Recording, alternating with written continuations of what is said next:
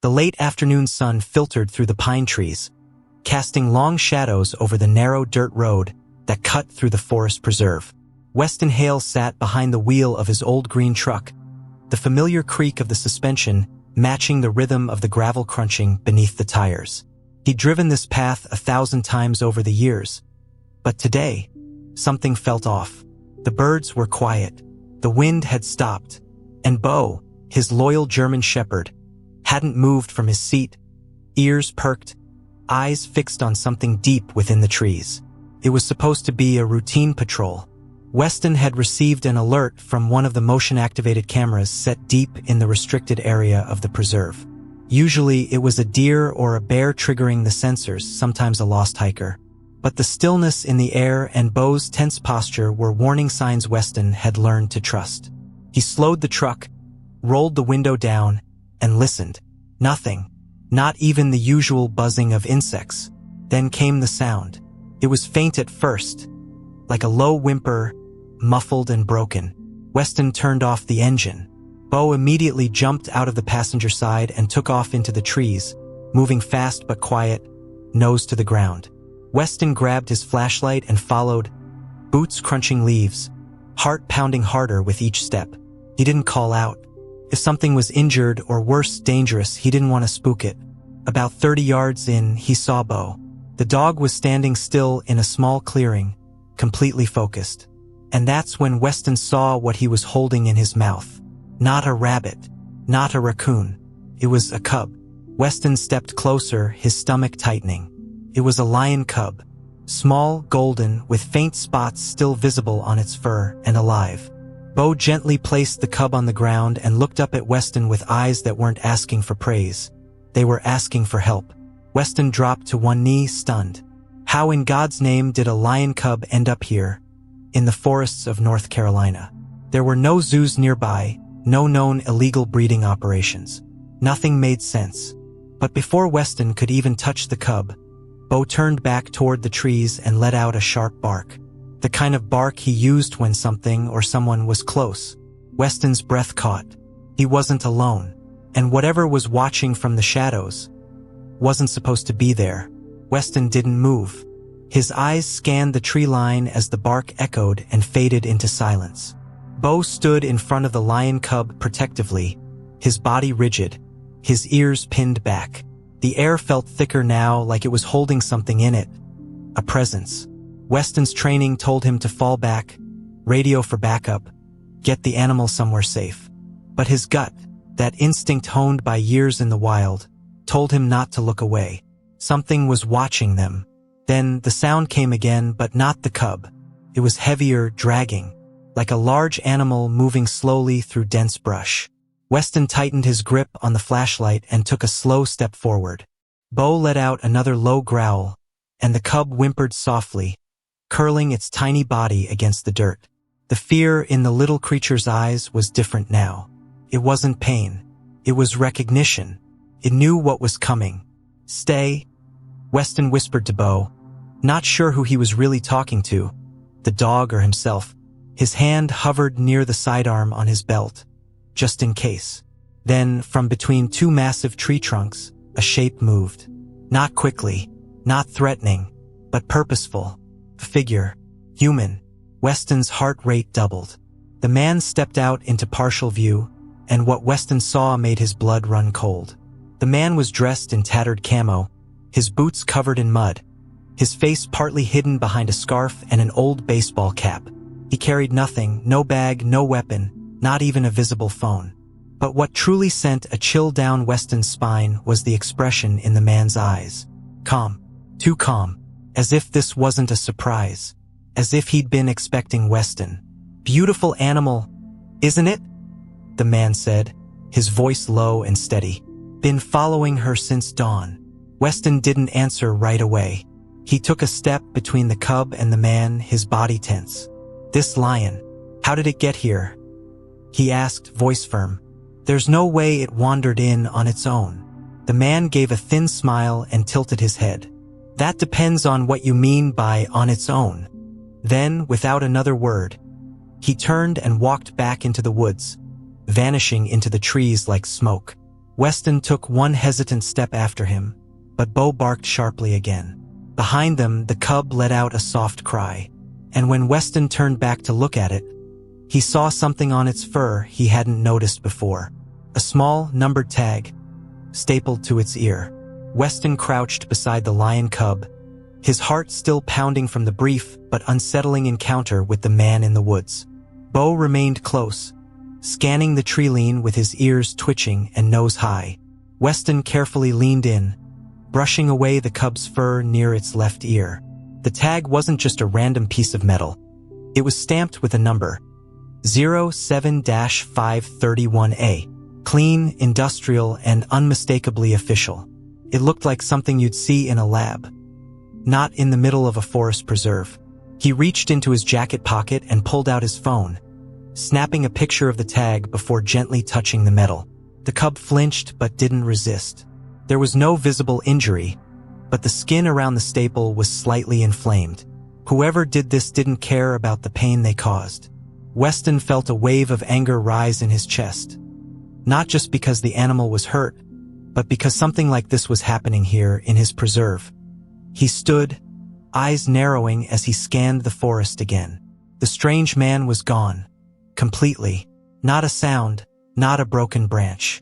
It was as if he'd never been there. Weston felt exposed. Vulnerable. He lifted the cub gently, wrapping it in his canvas field blanket, and carried it back to the truck. Bo followed closely, looking back only once toward the trees. Something was wrong in these woods, and they both knew it. Back at the truck, Weston placed the cub carefully on the passenger seat and started the engine. His mind was racing. He needed answers, and he knew one person who might have them. Dr. Thorne Ellis, the regional wildlife vet, had seen all kinds of exotic cases over the years. If anyone could trace a tag like that, it was him. Weston hit the gas and turned the truck onto the main trail, dust rising behind them as the sun dipped lower toward the horizon. As he drove, the forest gave way to open fields and barbed wire fencing. The cub shifted in its blanket, letting out a soft, exhausted mewl. Weston glanced over, and for a brief moment, something in its expression caught him. A strange intelligence. A look that didn't belong on a creature that small. He shook it off. Maybe he was just rattled by the man's words. Or maybe the man hadn't been just some trespasser. He looked back at the rearview mirror and saw nothing but empty road. But deep inside, something was beginning to unravel. The tag, the man, the silence. And now, a new question whispered in his mind. What if this wasn't the first animal that had appeared tagged? And what if others were never found? The old brick building that housed the regional wildlife office stood at the edge of a wide open field, surrounded by rusted fences and the distant sound of cicadas. Weston pulled into the gravel lot just as the sun slipped behind the trees, casting a deep orange glow across the sky. Bo jumped out first, circling the truck as Weston carefully carried the cub in his arms, still swaddled in the field blanket. The cub had fallen asleep, its breaths shallow but steady. Inside, the scent of antiseptic and pine cleaner filled the air. Dr. Thorne Ellis emerged from a side room, wiping his hands on a stained cloth. He was in his early 60s, tall and thin with silver hair and sharp eyes that seemed to notice everything. "That better not be a mountain lion cub," he said, before he even saw the animal clearly. "You know I don't do domestic wildlife anymore." "It's not," Weston replied, setting the bundle gently on the exam table. "It's something else. Something worse." Thorne pulled the blanket back slowly, his expression shifting from casual to deeply serious. He said nothing for several seconds, just stared at the animal. Then he reached for a pair of gloves.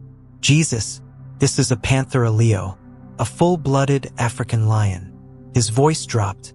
"Where the hell did you find this?" "In Sector 4, near the eastern trailhead," Weston answered. "Bo brought it to me, but that's not the strangest part." He pulled out his phone and showed Thorne the photo of the tag. The doctor's eyes narrowed as he zoomed in on the number. For the first time in the years Weston had known him, Thorne looked genuinely unsettled.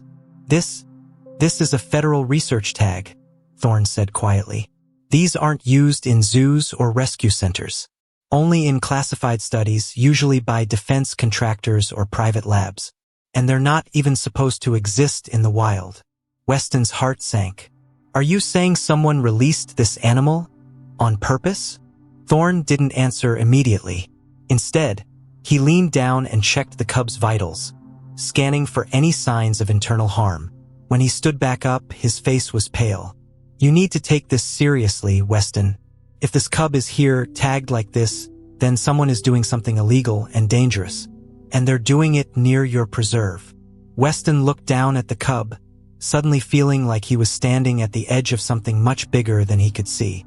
And outside the window, as the light faded, Bo growled low, not at nothing, but at someone standing in the parking lot, silently watching. Weston moved toward the window slowly, heart thudding against his ribs.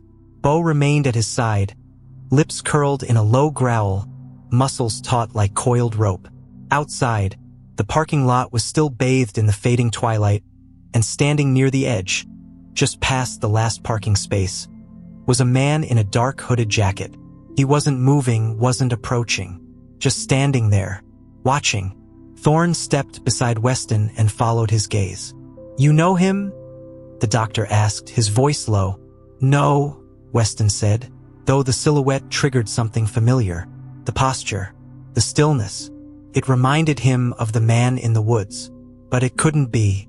That man had disappeared into the forest hours ago. Still, this one was just as quiet, just as unnerving. And he didn't flinch when Weston stepped outside.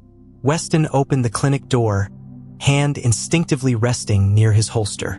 Bo stayed at the threshold, alert. You need something? Weston called out, his voice firm but calm. The man took a slow step forward. He was tall, lean, face partially obscured by the hoodie and the dim light. You shouldn't have taken it, he said. Weston's stomach twisted. Taken what? The cub, the man replied. His voice was smooth, almost emotionless. It wasn't yours to save.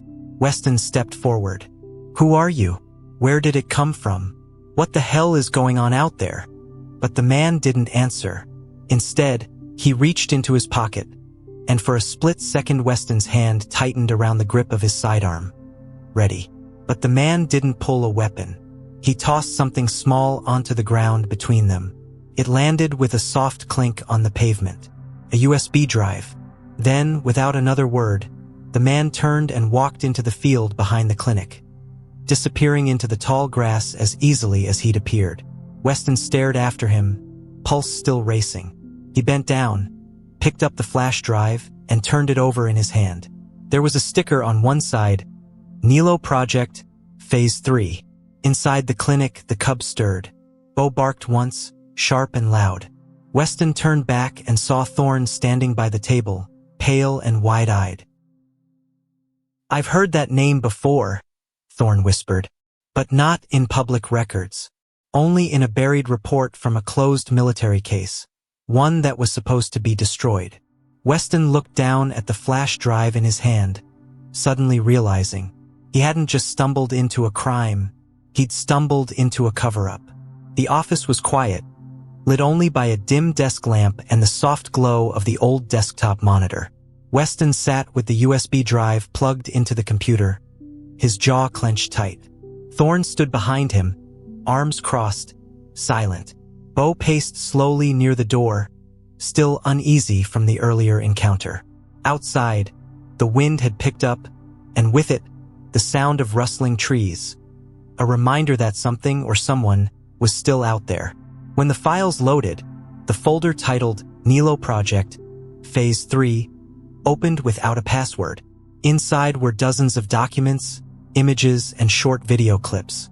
Weston clicked on the first one, a grainy video of a lion cub in a sterile enclosure, its fur marked with the same ear tag as the one now sleeping on the exam table.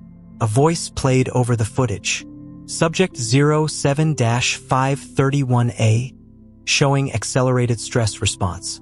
Heart rate elevated, recovery time delayed. Emotional imprinting detected. Emotional imprinting? Weston muttered. Thorne leaned in. That's not language we use in wildlife studies. he said quietly. That's something else. Another file revealed a scanned memo marked Classified Internal Use Only. The logo at the top read Syntac Biotech Division of Applied Behavior. Weston had never heard of it, but Thorne stiffened at the name. They were a defense contractor in the early 2000s, he said. They were rumored to be experimenting on animal cognition, trying to train large predators to respond to human command like drones. It was mostly dismissed as science fiction. But this wasn't fiction. The footage showed data charts, biometric scans, and logs of behavioral trials, each labeled with a subject number and all referring to Phase 3. One document stood out, a field report marked Escape Protocol Breach. It was dated 4 days ago. Subject 07-531A had escaped containment during an unplanned transport. Immediate recovery recommended. If spotted, do not engage. Observe and report. Weston sat back in his chair, the weight of it all crashing down. This cub wasn't just lost. It had escaped, and now someone or some organization was looking for it. The man in the woods, the silent watcher in the parking lot. They weren't just warning him. They were tracking him. He turned to Thorne. We need to move the cub somewhere safe. Tonight. Thorne nodded slowly, but his voice trembled. Weston, if they know where you found it, they might already be coming back. And next time, they won't leave a flash drive. Weston grabbed the keys to his truck while Thorne wrapped the cub tightly in fresh linens, doing his best to avoid touching the irritated tag. Bo stood at the door, alert and restless, tail stiff and ears high. The atmosphere inside the clinic had shifted. It was no longer a place of safety. Every creak in the floorboards felt amplified. Every flicker of the overhead lights raised new tension. They were ready to move. The plan was simple. Transport the cub to a veterinary compound 2 counties over, one Thorne trusted, where the animal could be hidden off the grid. Weston double-checked his radio, tucked the flash drive into his jacket pocket, and helped Thorne carry their fragile passenger to the truck. As they stepped outside, the night air hit them like a wall, humid, dense, and strangely still. Weston opened the back of the truck. Bo jumped up first, sniffing the air frantically, then growling low in his throat. Weston paused, scanning the dark field around them. The parking lot was empty. The road was quiet, but Bo didn't calm down. He moved to the edge of the truck bed and barked twice, sharp and insistent. Thorne looked over nervously. Something's wrong, he said. He's picking up something we're not seeing. Then Weston heard it, not a sound, but the absence of sound. No wind, no insects, just a subtle mechanical hum, like a motor idling in the distance. He turned toward the tree line behind the clinic and spotted a faint red light. Not moving, just glowing softly from within the woods. He narrowed his eyes. A drone? Before they could react, Bo barked furiously and leapt from the truck, racing into the dark. Bo! Weston shouted, heart racing as he chased after him. They reached the edge of the woods in seconds. Bo stood rigid in the tall grass, facing a black SUV parked just beyond the fence line. Its lights were off, but the engine was running, and the driver's door was open. On the ground, half buried in the grass, was a pair of latex gloves and a discarded tranquilizer dart. Thorne caught up, breathless. They're already here, he whispered. Weston stepped closer to the SUV, flashlight in hand. The back of the vehicle had cages, empty, except for one, stained with blood.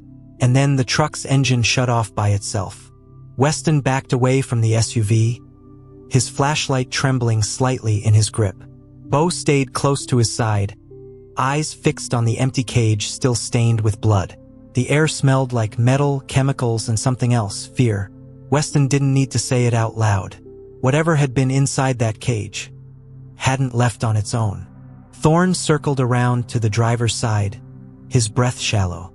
On the seat was a clipboard and a printed manifest, partially covered by a weathered map. He lifted it with gloved fingers and scanned the top line. Transport order, Phase 3 recovery. Beneath that, in bold black ink, Supervisor, Declan Varelli. Thorne exhaled sharply. No, No. I know that name. Weston looked at him. Who is he? Thorne's face was pale. Varelli used to be head of field operations for Tentac Biotech, back when they were still working with the military. He disappeared after the congressional hearings. Everyone thought he went underground or got buried by the government. But if he's here, he's not just running a lab. He's running a hunt. Before Weston could respond, the sound of an engine roared in the distance. Headlights, coming fast. They had to move. Bo barked once and took off running back toward the clinic. Weston and Thorne sprinted after him, the clipboard still in Thorne's hand. The name Varelli burned into Weston's mind. They reached the truck just as a black pickup turned onto the gravel lot. Its lights swept across the building, blinding for a second. Weston threw open the passenger door, lifted the cub, still wrapped and half asleep, and handed it to Thorne. "Go," he said. "Take the side road. Don't stop for anything. Hide if you have to." "What about you?" Thorne asked. "I'm going to buy us time." The pickup skidded to a stop, its engine cutting abruptly. A man stepped out, not in uniform, not in panic. He wore tactical gear, all black, and carried a rifle slung low over his shoulder. He said nothing, just stared. Bo stood between them, growling. Weston kept his hand near his sidearm, heart thudding in his chest. "Tell Varelli," he said quietly. "If he wants the cub back, he'll have to come get it himself." The man smirked. "He already is." The headlights from the black pickup clicked off, plunging the parking lot into shadows again. Weston's eyes struggled to adjust as footsteps crunched across the gravel. The man in tactical gear didn't raise his weapon. He didn't have to. He was only a messenger. What came next would be far worse. Bo didn't move from Weston's side, a silent warning in the dark. Then another vehicle approached, this one slower, deliberate. A black SUV, newer, polished and unmarked, pulled up beside the pickup. The back door opened, and from it stepped a man in a gray suit, calm and collected. His hair was perfectly combed, his expression unreadable. He looked more like a corporate lawyer than someone orchestrating an illegal animal operation. Weston recognized him instantly from the file photo in the USB drive. Declan Varelli, alive, in person, and exactly where he wanted to be. "Mr. Hale," Varelli said with a faint smile. "I expected someone like you might complicate things, but I'll be honest. I underestimated your dog." His eyes shifted to Bo, then back to Weston. "That cub you've taken, it belongs to a program you can't begin to understand." "It doesn't belong to anyone," Weston replied, "especially not to people who use words like program when talking about a living creature." Varelli stepped closer, slowly, measured. "You're not wrong to care. That cub is special, exceptionally rare, not just genetically, behaviorally. She was part of a cognition trial designed to create responsive, emotionally bonded predators. We trained her to respond to command cues from a single handler. She imprints quickly, bonds even faster. Imagine a lion that doesn't just obey orders, but needs you." Weston's stomach turned. "You're trying to turn animals into weapons." "No," Varelli said with a calm shrug.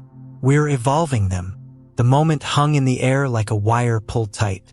Weston could hear Thorne's truck rumbling in the distance, retreating through the hills with the cub. Bo kept his body between Weston and Varelli, growling under his breath.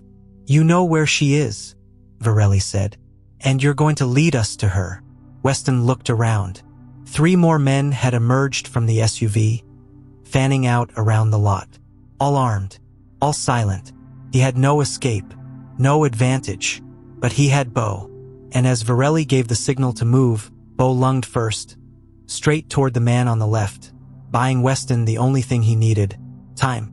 Bo hit the ground hard, tackling the armed man before he could react. Weston didn't wait. He sprinted for the trees, cutting between the vehicles and diving into the woods beyond the lot. Shouts echoed behind him, gunmetal clattered, but all he could think about was the cub, and keeping her as far away from Varelli as possible. He pushed through branches and thorns, his flashlight bobbing wildly. He had memorized the terrain years ago, knew which trails looped back and which ones dead-ended. A mile north, he'd arranged a backup. An old ranger's cabin tucked into a hollow. If he could reach it, he might have enough time to regroup with Thorn. Behind him, voices gave chase. Footsteps crashed through the underbrush.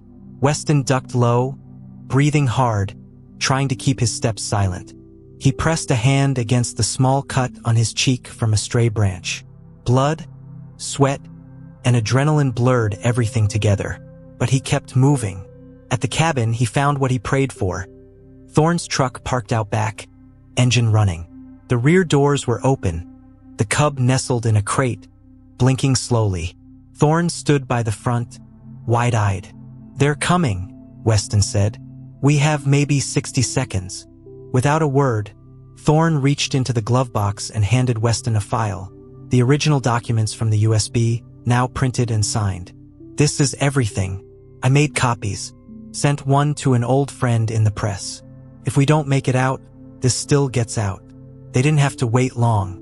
Varelli appeared at the tree line, calm and untouched, flanked by 2 of his men. He raised a hand, signaling a cease. "You've made this harder than it needed to be," he said. "But it's not too late. Give her back. Walk away." Weston stepped forward. "She's not property. She's not a weapon. And I'm not walking away." Varelli's smile faded. He took one more step forward, but Bo came out of the shadows behind him, snarling. It was over in seconds. One wrong move, one flash of panic, and Weston fired a warning shot that struck the dirt inches from Varelli's feet. Thorn hit the gas. Bo leapt into the truck bed. Weston jumped in as bullets cracked the air, but they were already gone. Tires spitting mud, hearts pounding. The next morning, headlines broke across the country. Leaked documents reveal animal weaponization program. The cub, later named Nilo, was transferred to a sanctuary under federal protection. And Weston Hale? He went back to the forest. Not as a ranger, but as its guardian.